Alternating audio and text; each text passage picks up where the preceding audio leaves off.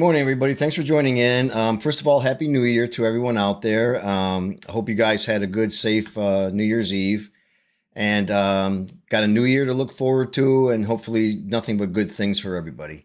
Just a little bit of Jets news I want to talk about this morning, real quick. The Jets, the head coaching carousel is still going on with the NFL and with the Jets. By carousel, I mean they're just looking at two former head coaches, and I just want to talk about both of them real quick and get some comments and opinions on Jet fans out there and any other fan too of any other football team maybe have something to say about it.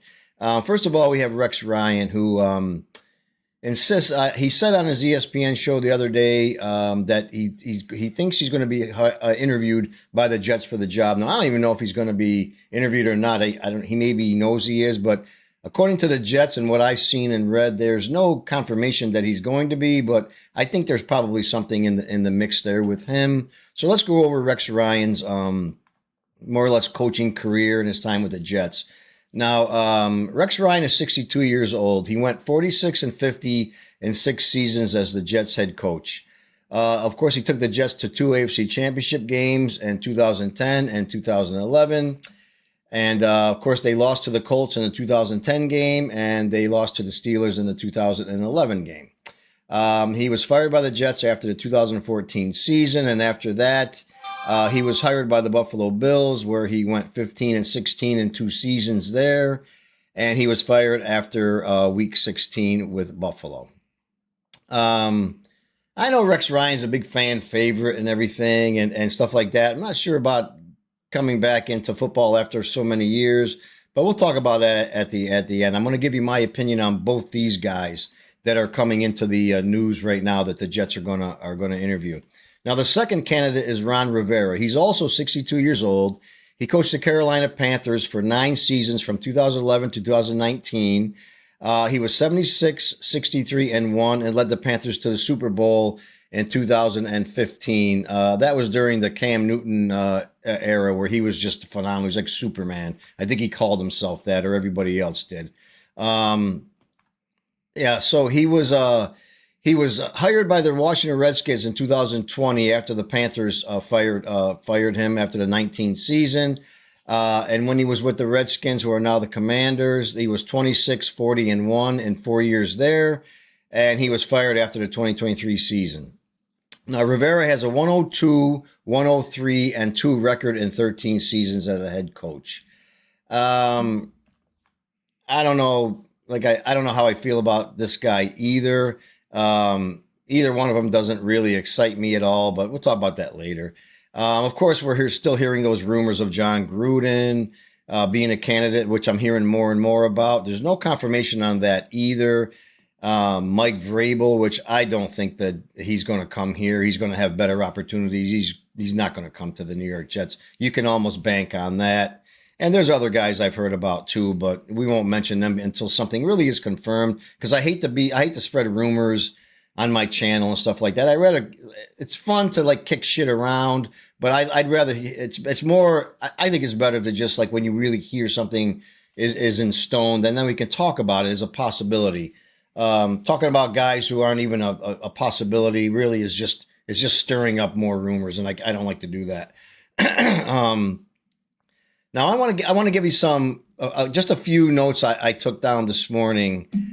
As a Jet fan and all other Jet fans, you wonder why Jet fans are so they're so the negativity is so bad. We want to be positive every year. We want to be positive, especially with this Aaron Rodgers. This was supposed to be our season. We were just going to go to the Super Bowl or at least get close to it, and it's just been nothing but a major embarrassing disaster, and that's probably putting it mildly.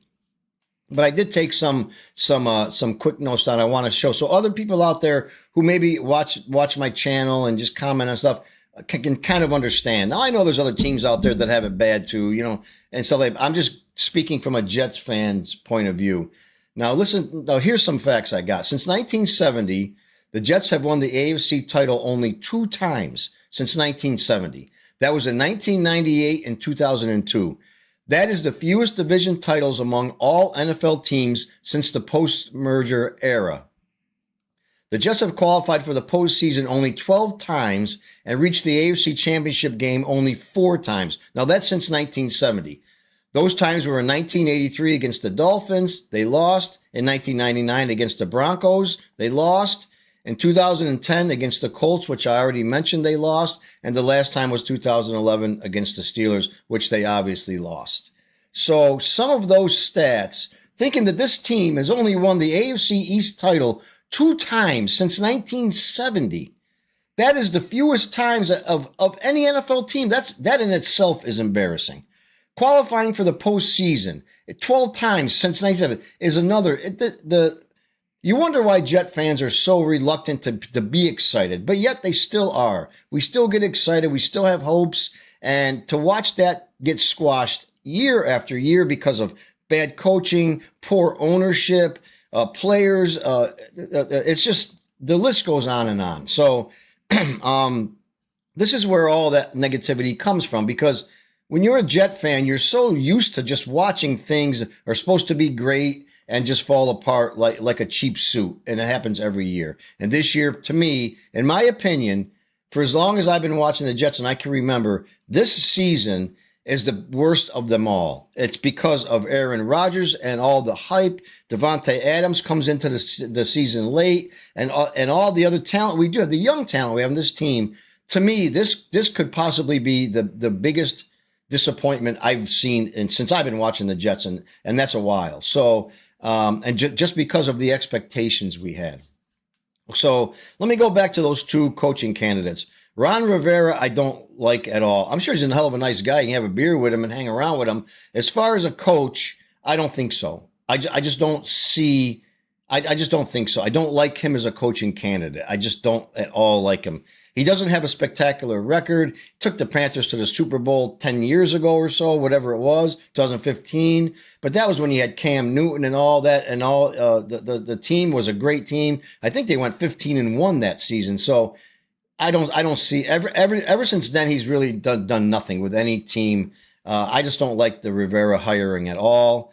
Not hiring, but the possibility of it. And Rex Ryan, as far as Rex goes, I love Rex Ryan. As a Jet fan, we all love Rex Ryan.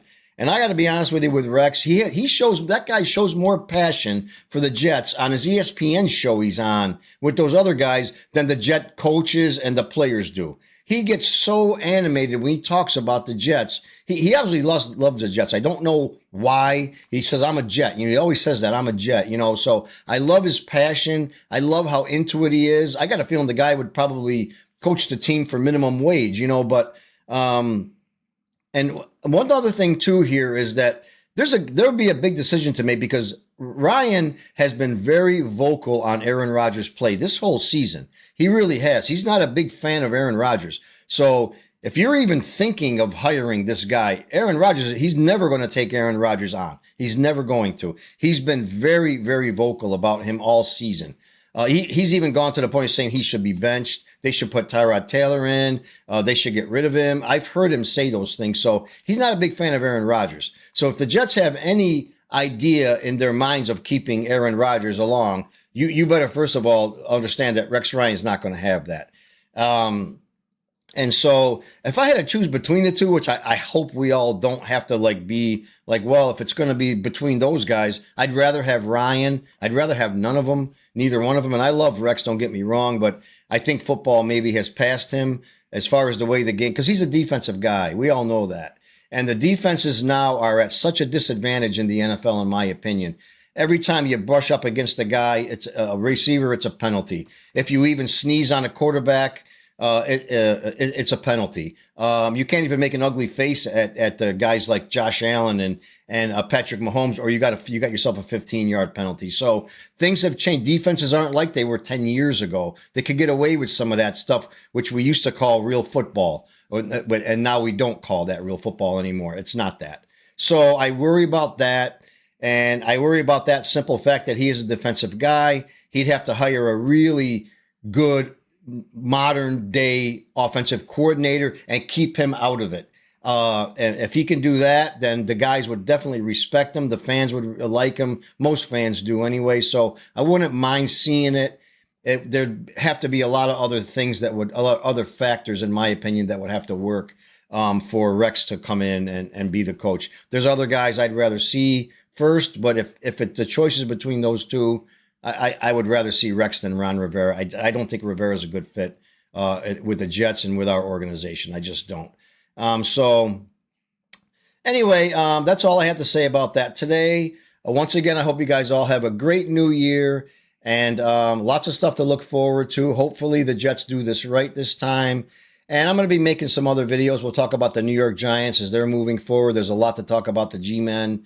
The New York Rangers, they're just awful right now. They're even considering firing their coach. So there's a lot going on there. The Yankees coming up, Mets.